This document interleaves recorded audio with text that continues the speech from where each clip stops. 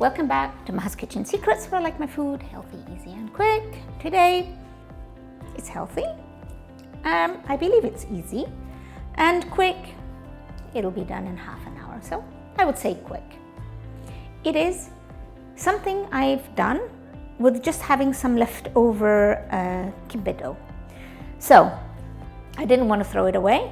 I didn't want to freeze it. And I thought, okay, let me recycle it somehow. And this is the dish I'm making.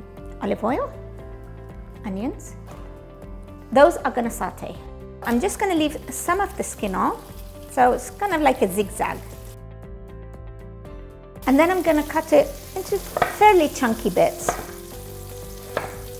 I'm gonna add some garlic, tomato paste,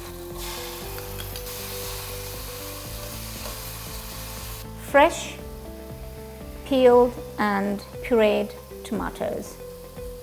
Whilst that cooks a little bit, I'm gonna form the kibbeh discs.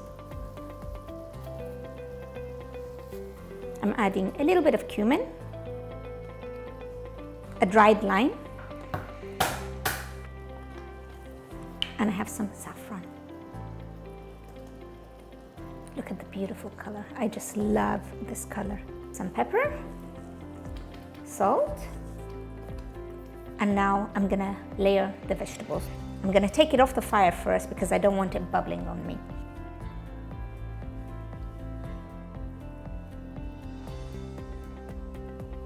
I'm gonna add the saffron water, and we're gonna cook it on medium-low heat.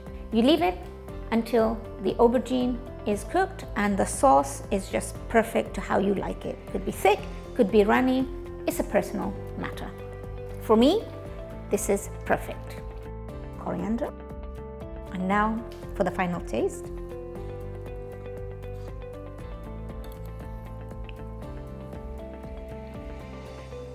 Yum.